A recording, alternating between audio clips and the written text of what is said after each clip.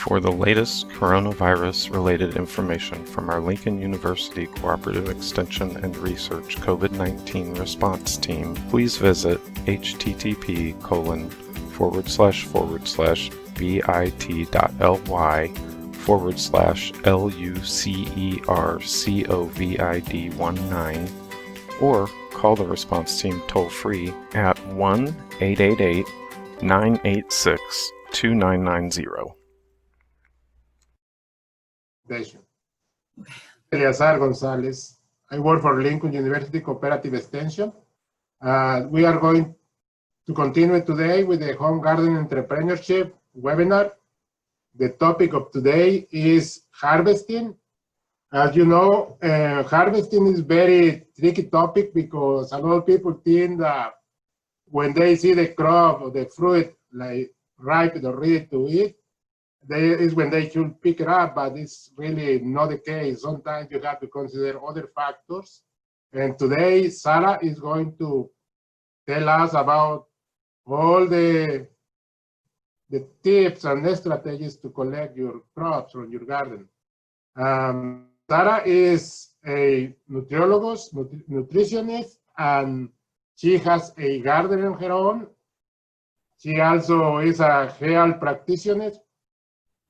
And let's present Sarah, and she will tell you a little bit more about what she does. Go ahead, Sarah. It's time for you to talk. Hi, everybody. Thanks for joining us today. I hope you're all staying nice and cool. As Dr. Gonzalez said, my name is Sarah Eber. I am the Human Nutrition and Health Program Coordinator at Lincoln University Cooperative Extension. I am also a Missouri Master Gardener. And I thought I would share, I think about the only thing I love more than gardening is food and nutrition. So, and it's kind of all the same thing, right? So I thought I would share with you, I've been gardening since I was old enough to tell the difference between a weed and a tomato plant. And this is a picture of my brother and I, and that's me sort of over there, right there. And this is a pole bean. That was in my mom and dad's garden when we lived in central Indiana. So I thought I would share that with you. So if you have any questions, try to put them in the chat. Dr. Gonzalez and the team will help me try to keep up with them. I may not catch them right away. We already had a question that was, if you haven't, I'll say again, if you haven't filled out the pre-survey, please take care of that quickly. And then we'll have a post-survey toward the end. Also, there was a question about when is the times to plant crops in the fall, and I put a link to the MU Extension guide sheet that includes all of those for northern, central, and southern Missouri, and I'll talk about that just a little bit in a minute. But now we kind of discussed that mouth-watering moment when your work literally comes to fruition. Time to harvest. But when should our produce be harvested so that we can enjoy the peak sweet and savory flavors and the best digestibility? It's important to harvest fruits and vegetables when they're just ripe for eating. Not only is the taste at its peak, but often this is the time when the starches and the sugars in the fruits and the vegetables are at their most digestible, and they do the most to help us use the vitamins and minerals they contain. I thought I would take you very quickly to the page from the GEG that you will all receive as soon as it's completed its publication journey. Many things can affect your ripening time. The Garden Entrepreneurship Guide, which I'll probably just refer to as the guide, lists a table to give you a general idea of when crops are ready to harvest if they're grown here in central Missouri. There can be some differences as we go through, and we'll talk about that in just a second. Harvest time. So there's some factors that you want to consider for picking when it's just ripe. A lot of things can influence that ripening time. Those numbers on the guide and very often on the seed packets will give you a good idea of when you should be ready to harvest. But a lot of things can really affect that. Weather, late frosts, and early heat waves can really make a difference on leafy vegetables. You know, for example, like most spinach and leaf lettuces will handle a little late frost, but if it gets hot right away, many varieties will go to bolt very quickly. Sometimes proximity to black walnut trees or other agonist crops can really affect your harvest and your yields. For more information on that, check page 13 of the guide. And I think we reviewed that a few sessions back as well. If you are growing vegetables generally north of I-70, especially north of Highway 24, your planting times and harvest times might be different than those from those exact same vegetables grown south of I-70 or down in the Boot Heel area. Northern Missouri is almost a different climate zone. And then for those of you who were able to join us for Dr. Epple Farmer's presentation, she discussed that this in length and was courteous enough to let me steal it from her so you could review real quickly the plant hardiness zones for Missouri. But I will tell you that those lines here north actually is at probably what, 6A. It's a different zone. It's closer to southern Iowa. Okay, and as you've heard also in previous sessions from Dr. Akotsin-Mensah and Amy Bax, the soil and where you place the vegetables can change your harvest as well. There's lots of microclimates in our gardens and in our yards. Spinach, for example, will bolt quickly when the weather gets hot, but if you grow it between tomato plants, the plants will provide some extra shade from the summer heat, and that may extend your spinach harvest. Also, different varieties of vegetables like spinach or bell peppers, for example, may have slightly different harvest times. The days to harvest in the guide generally refer to seed planting to harvest. If you start with plants, the days to harvest may be anywhere from 10 to 45 days shorter. Many vegetables and fruits will continue to put on new fruit or leaves well after initial leaves and fruits are ripe. Picking fruits and vegetables at peak ripeness promotes growth of additional leaves and additional fruit. Consequently, for some varieties especially, leaving produce on the vine past the peak ripeness can really reduce your harvest yields and reduce your the flavors. So moving right into spring and fall crops, different vegetables have different preferences for moisture and temperature. Listed here are a few common crops, and we all know there's plenty more possibilities here in Missouri. They will grow better with shorter, cooler days and longer nights. These crops can be planted in early spring and planted again in the late summer for a fall harvest. And that's the good news. Also, I know that I typically will, because I, for some reason, don't always do a good job of starting cauliflower and broccoli in my basement. So when I buy plants, that definitely, I can put them out pretty early and they tolerate the frost. And in case you've come on a little bit late, let me, and you don't see this in the chat, I did copy a web link to a University of Missouri Extension publication that lists the dates that are kind of key to plant fall crops. And like, for example, beans you can actually plant in late July as well as beets. And that's like July 25th to August 8th, you could plant a fall crop of beans, and you could put beets back in for a fall crop starting August 1st through the 10th. So you'll find a whole detailed listing on that guide as well. So generally speaking, lettuces are sweeter and more tender when they're harvested, when they're really young. If you're growing head lettuce, you do want to wait until the lettuce is firm and 5 to 6 inches in diameter. This applies now in terms of the leaf lettuce, in terms of planting them or picking them when they're young. That applies to spinach as well. Spinach is always a little more tender and a little more mild if you catch it early, and it actually will stimulate the plant to give you more yield.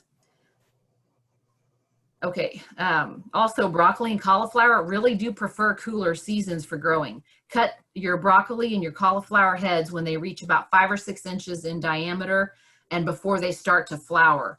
Broccoli especially will continue to produce little heads of broccoli that taste great in salads or in stir fries. So cut them off and wait for some more to grow before you pull them out of the soil. Carrots can grow and remain quite tasty into the summer, but they will be less sweet and a little more pithy as the summer heats up. Harvest those carrots, and you see here in the picture, you can just start to see the little heads of the carrots popping up. And depending on the variety that you planted, when they reach 1/2 to 2 inches in diameter, then they're probably about ripe, ready to go. Green onions should be harvested when the stalks reach 6 to 8 inches tall and are still standing upright. For some reason, they're not. Oh, there we go. Okay, okay. I'm gonna make sure we got your pictures coming up for you next. So that's a green onion now. Otherwise, the other onions with the bulbs, as you see in the bottom right, those are really ready when those stalks start to turn kind of brown and turn over. So you want to wait for that, and then they're ripe and ready to go.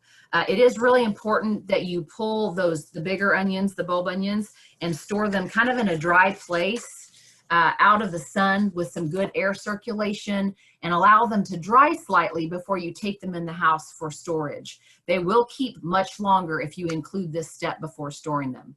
And some other popular spring vegetables include radishes and turnips and other greens like kale and collards. Their harvest conditions are similar to carrots and spinach respectively. So I thought I would show you a short video from a Missouri garden. Let's see. There we go. It won't take too long. Hopefully you'll forgive. I have a wonderful photographer, and he's free. So keep that in mind. Okay. Oh, where'd it go? Hold on a minute. There we go.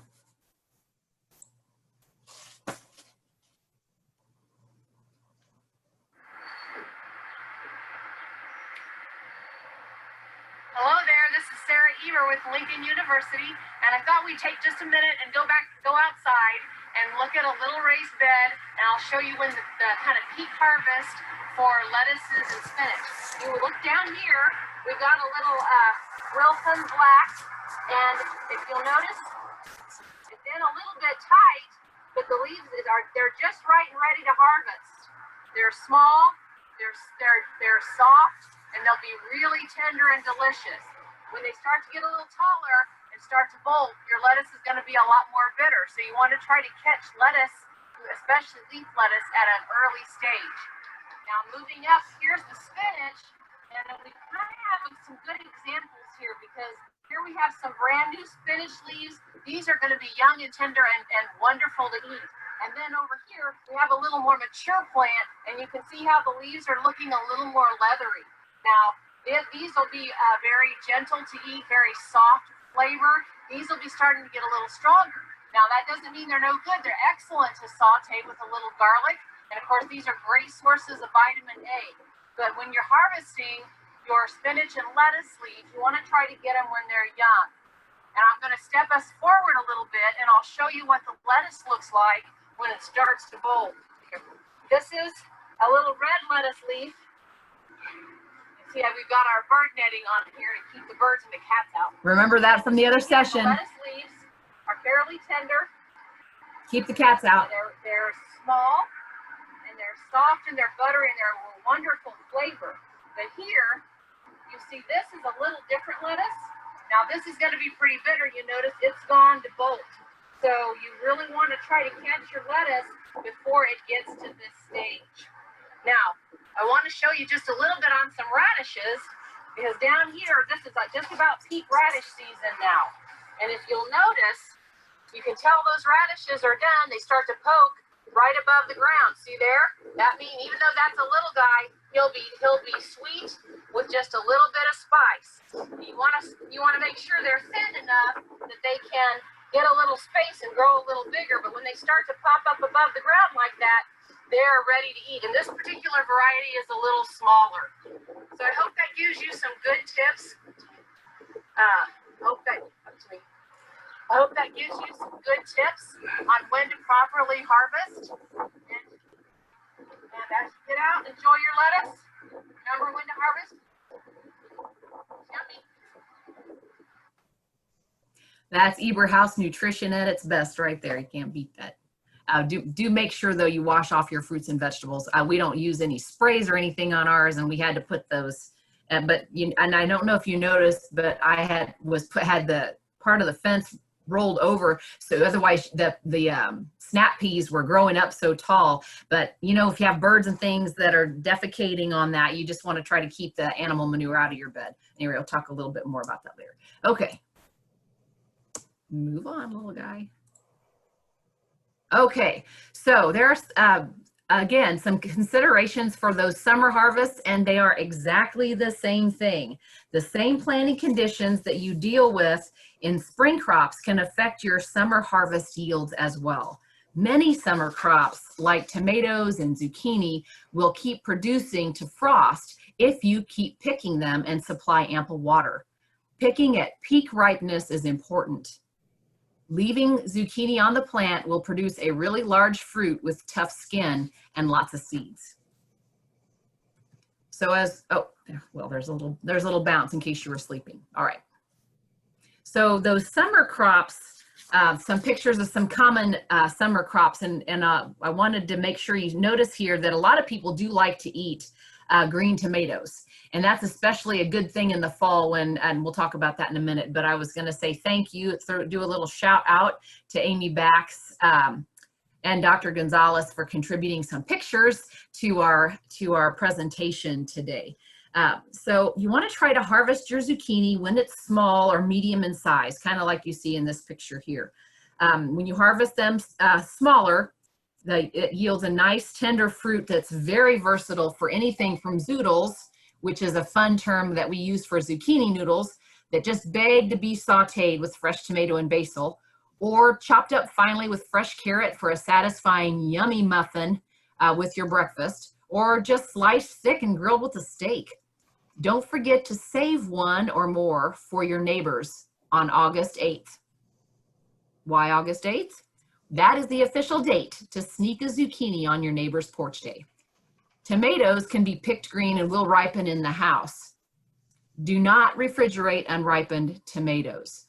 Allow those tomatoes to ripen on the counter or on a windowsill.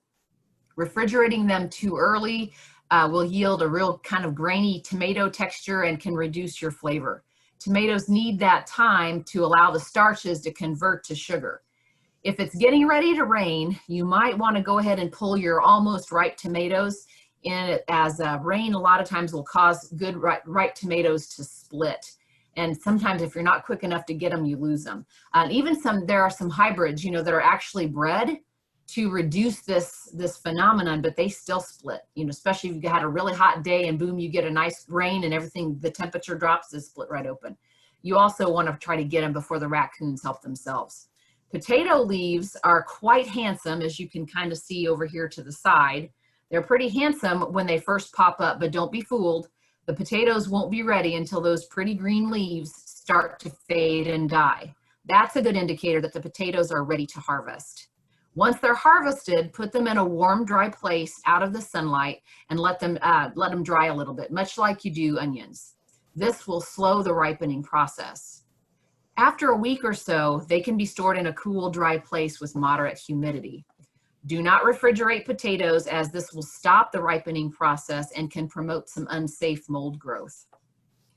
Peppers come in many varieties and they love the heat. For green pepper varieties, the best harvest usually occurs when the fruit reaches about a medium to large size. If they start to turn colors, they're becoming overripe. Harvest those right away. However, some green pepper varieties are actually grown for their sweetness and need to stay on the plant a bit longer until they reach that bright red or orange or yellow color. And they're also about the same size as a mature green pepper. And you should be able to tell that when you look at the seed label.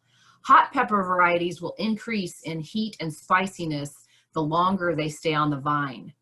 Other popular summer crops include okra and green beans, which are also a lot more pleasing to the palate and easier to chew when they're harvested young and tender.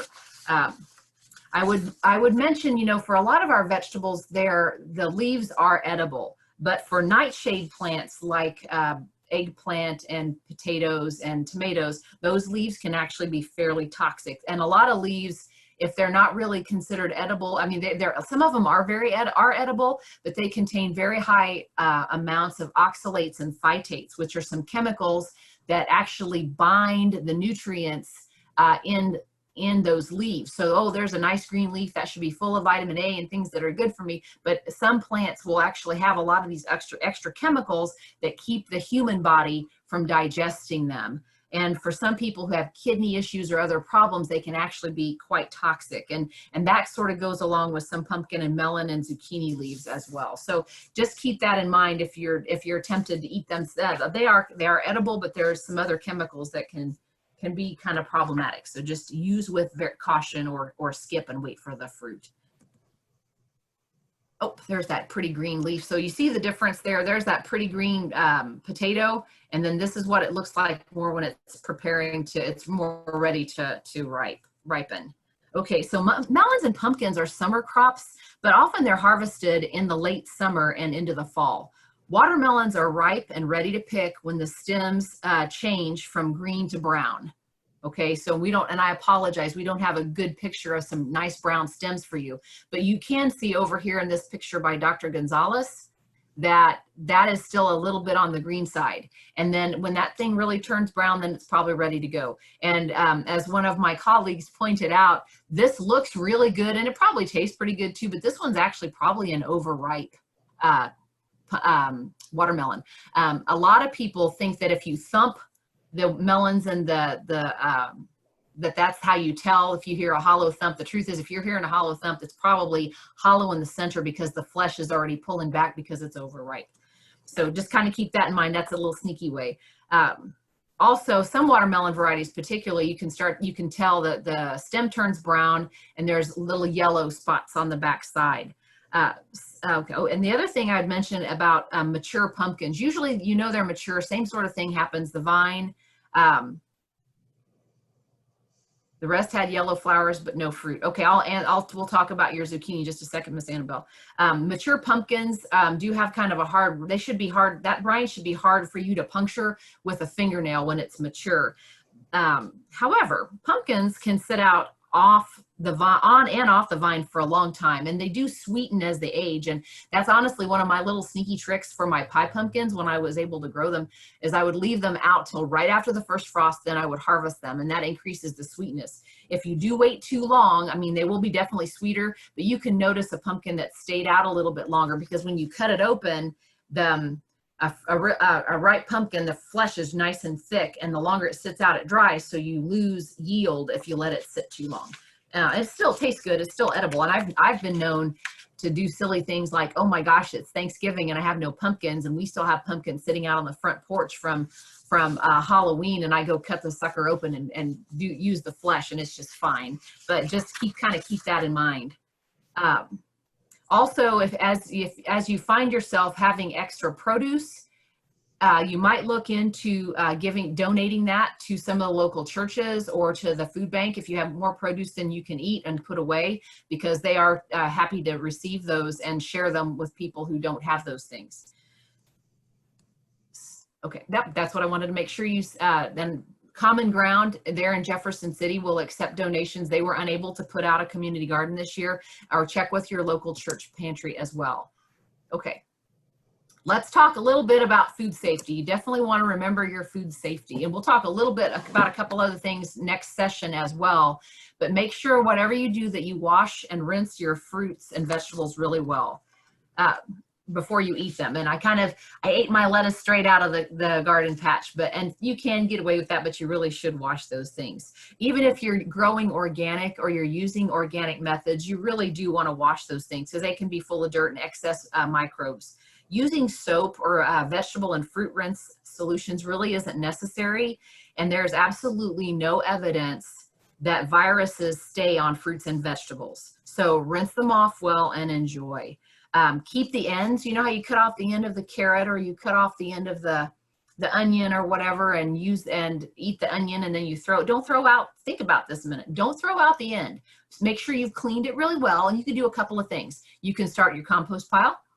which we'll have, that'll be the topic of webinars a little later on, further down the road after this series. Or you could actually, if you've washed them good, put them in a freezer baggie and stick them in the freezer. And then in the when it's so warm, turn on your crock pot and fill it full of water and put in all the vegetable ends and make your own vegetable stock. And you can freeze it, and it's just yummy with anything. And you'll get the nutrition just like you would get if you cooked the vegetables. I mean, and the flavor's even a little bit stronger. It's really good. So give it a shot if you have never tried that before. Be sure to check the guidelines on any fertilizers that you use. Same thing applies to pesticides. You oftentimes, they'll recommend that you leave a little bit of time after you apply the fertilizer before you harvest. So they'll give you recommendations of your last fertilization time and how many days you need to give before it's really okay to go ahead and harvest your fruit. Same thing with the pesticides. Almost all of them will, if you do choose to use pesticides, make sure you're very good about reading that label. Oh, there's Dr. Navarra Tyndall. Thanks, Doc. They'll need squash bees or honeybees for pollination. So you might go out there with a nice glass of lemonade tomorrow and see if you see anything buzzing around your zucchinis. If not, run by the garden store and pick up some flowers, some of those pollinators that are sitting there, and stick them out by there and see if you can attract a few. That might be a fun solution for that. So, but don't give up yet. It's only the 1st of July. You can still get some more fruit. Okay. So those are some good questions. And thanks, Doc. Thanks for popping that in there too. Can't emphasize the importance of food safety enough. Very important stuff.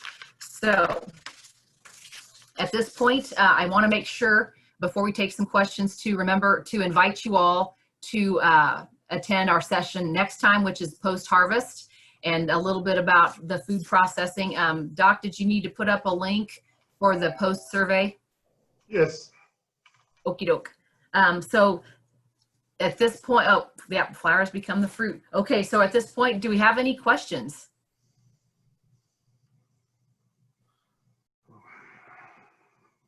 Hey, everybody, it's time to ask questions, observations, comments. What about the pumpkin leaf for Judith? I'm going to mute everybody. I didn't get the survey. I think you got it. Did you post it in the chat yet, Doc? Not yet. I will post the post survey. You have to ask questions, so that gives him, buys him. Yes, I've got a question. It's you talked about the leaves which are poisonous or which could be toxic. How can an ordinary person know that these are toxic? For example, you said potato leaves. Yeah, nightshades. No, most of the nightshade vegetables. Luckily for us, most people don't typically eat them. You could look up nightshade vegetables online, and they can tell you if they're well, okay, I see your question, Mr. Livingston. We'll talk about that in just a second. Nightshade vegetables typically do contain things in them that are toxic. So that would be tomatoes and eggplant and potatoes. The flowers are the same way. And there are, but now on the flip side of that, zucchini and melons, those blooms are absolutely edible and good for you.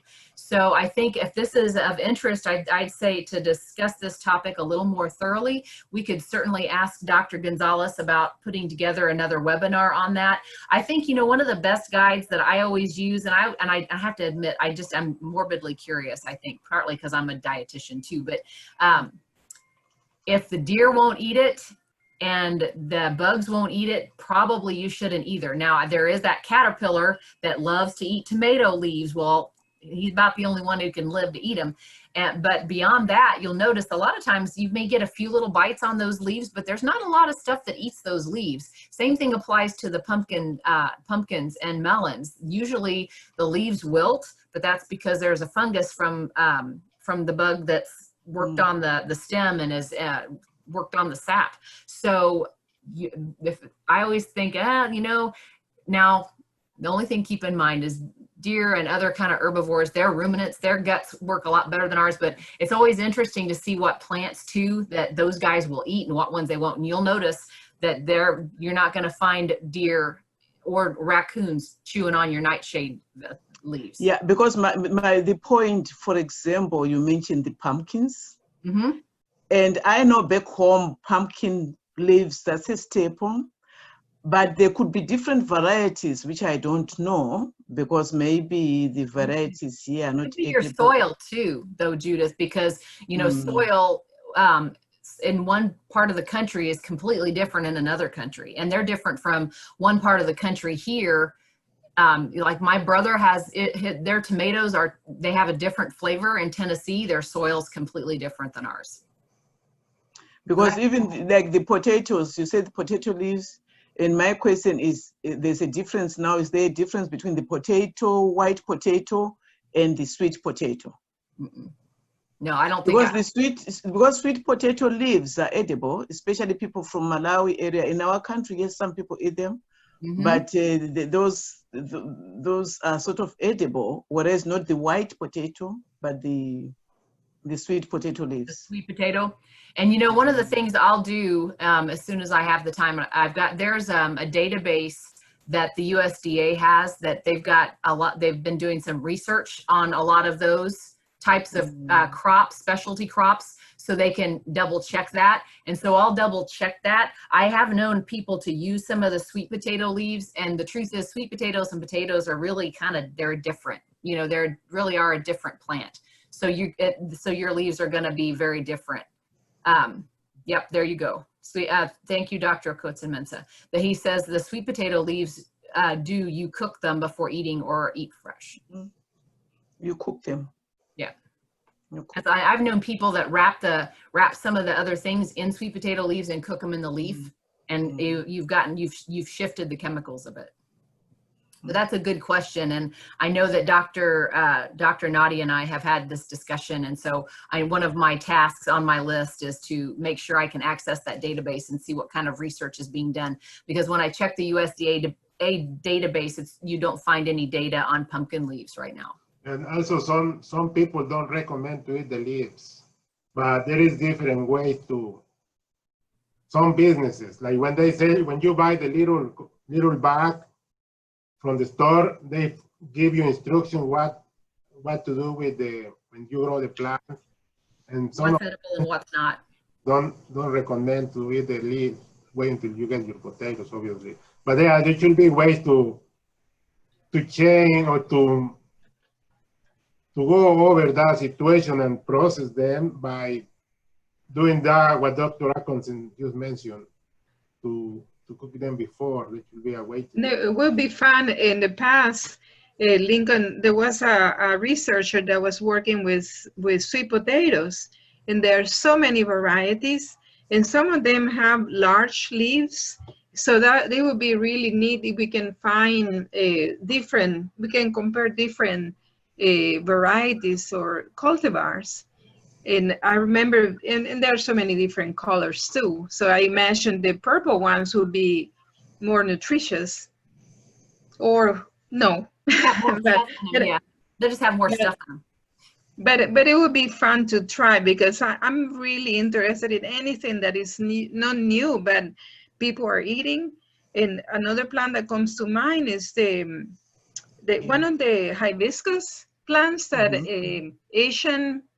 There are people from Asia that eat those plants, but they mainly grow them for the leaves. I don't know if you're familiar with them. Yeah, I'm familiar with the pumpkin leaves, and I'm willing, because I think that I can speak with expertise from consumption point of view. Sweet potato leaves, as I said, normally it's people from Malawi, maybe Tanzania. So I don't have, I don't have quite such an experience. But with pumpkin leaves, definitely it's a project which I wouldn't mind going into, because that's like staple is eaten every day, and there's no pumpkin leaves which back home we think are poisonous or what. So it will be interesting to see the pumpkin leaves, the type of variety which is here. Maybe well, and I think the bigger issue is with the pumpkin leaves is not as much, I'm not as concerned about the poison like you would get with a nightshade, but the other issue is there's the phytate and oxalate content is really high. And if you, especially, and for some people they can digest that okay, but for people with some chronic conditions, that is actually very problematic. And so that it's not something that is probably as widespread that we can do, you know. So that's just one of those cautions, one of those things that we need the data on so that we can make sure that that's included on those lists of things that people who have kidney stones and some other issues, they're careful to avoid those things. What about the flower? What about what? The flowers? On Yeah. pumpkin. Oh, the flowers are also edible. Yeah, those are Pumpkin leaf edible. flowers, those are also Those edible. are edible. Just And like, when we cook at home, we actually mix the pumpkin leaves and the flowers together. Oh. Well, we have to try that. Mm. I would love it. Maybe we can, Sarah, I hope we can meet next week and we have some room to plant some pumpkin plants maybe, and we can just grow them for the leaves.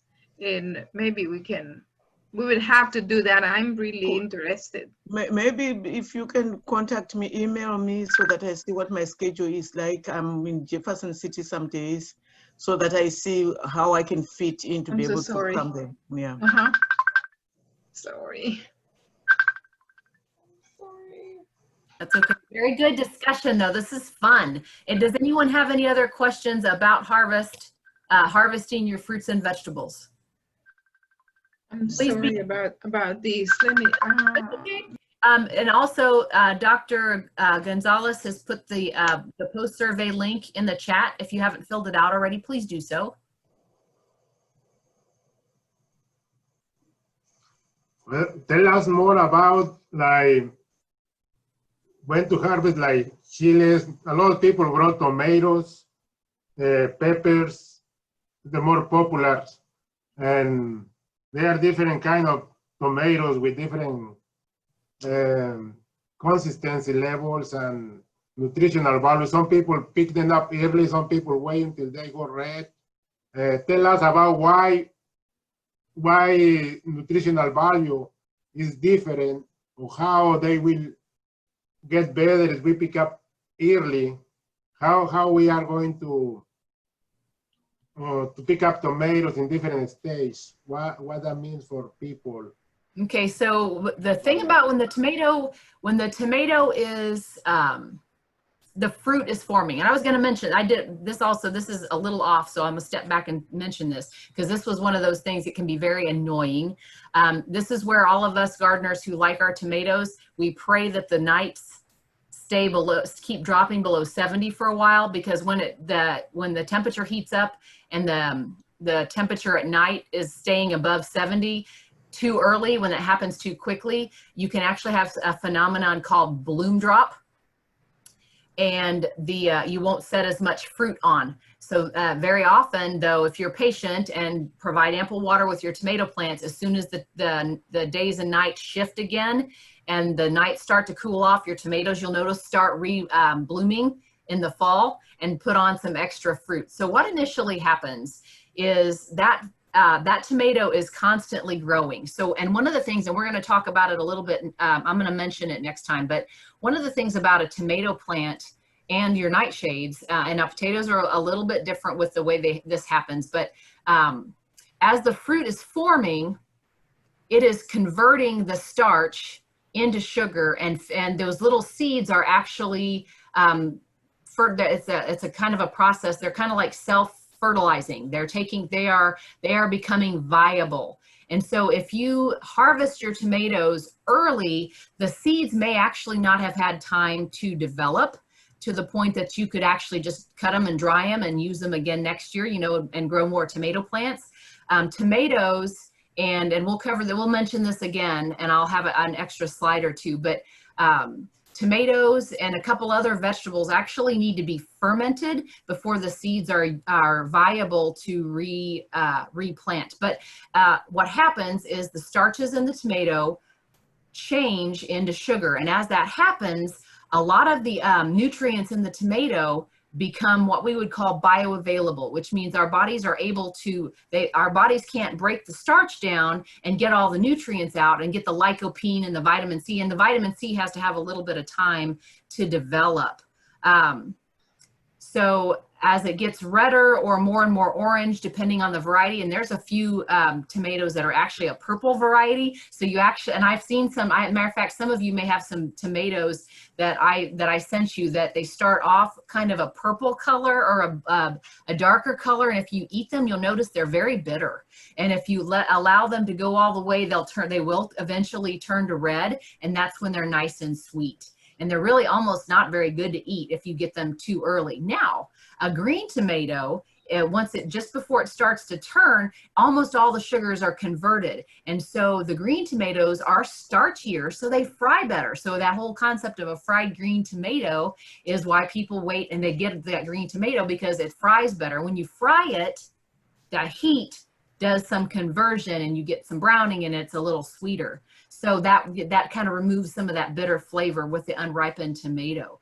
The best way to harvest a tomato is to watch until and depending on your raccoon problem, you might even wait till it's pretty well red, but maybe just a little bit of orange, not quite all the way red, and pull it off then and finish ripening it in if you're afraid the raccoons will get it. I don't know about you, but it seems like if I'm not careful, those guys know when the tomato's ripe. One day I go out, one night I'm out there, I'm like, yeah, a little bit more time and that tomato's perfect. And I go out the next day, it's got a bite out of it. Little suckers, they figured it out. So depending on your garden situation, and normally I just pull them. I like to just gently remove the tomato from the tomato blossom rather than cut, because now you've opened up a spot for bacteria and things to enter in. I would definitely recommend that you pull them gently with your hands rather than cut them. And a lot of times when they're, yeah, amen to that, Miss Amy. Amy says the squirrels steal hers. Leafy lettuce, which is in the shade, not bolted, but stop growing. You know what? I'd water it. And yeah, and you can replant with new seed, but it will go to bolt if you give it a little bit of time, Miss Elaine. So her question is, should I pull up the leafy lettuce when it's in the shade and it's not bolted, but stopped growing due to the heat? And should I replant with new seed for the fall? I would absolutely do that. Or can I just wait it out and they may regrow once the weather gets cool again? They're probably not going to regrow. They're probably going to go to bolt eventually. And then if you let them bolt, and we'll talk about this next time too, but if you let them bolt, let the seeds get good and dry in there, if you can catch them at the right time before the wind, and you watched Dr. Gonzalez do this as well when a couple of sessions ago, is he took the seed and he put it on, I think it was a coffee filter, and you could see the lettuce seed kind of come out, and you could see the little black seeds, and that Waltham black seed, which is the one, that green leafy one I showed you, when they go to bolt, they're kind of pretty. And so I'm really not opposed to a little bitter lettuce. So I just keep harvesting it and let it go to bolt. And then but the trick with the lettuce and some of those other, some of those vegetables is their little leaves, when the little flowers open up, they're just like dandelions. And I'll talk about this again next week too, but they're like dandelions, and the wind will catch and blow the seeds. So you want to make sure you get them. And you can even try that. You just take your coffee filter and shake it a little bit and see, and that'll tell you if it's ready to harvest. And if you don't get any seeds coming out, then give it a few more days so you can harvest those seeds. You can turn right around and replant those in the fall and use that guide. And I think there was a question about a goji berry. And does anybody have experience with a goji berry? I do not. I know that those are things I would treat them. From what I know about goji berries, I would just freeze them. I would just rinse them off good and freeze them if you're not going to eat them all, and just eat them like you do other berries. What is bolt? That is my Central Indiana term for go to seed. Whenever plants go, especially with green leafies, we always said, oh, they bolt. The flowers bolted up through the seeds or through the leaves, and that means that they're going to seed. So hopefully that helps and answers some of those questions. Those are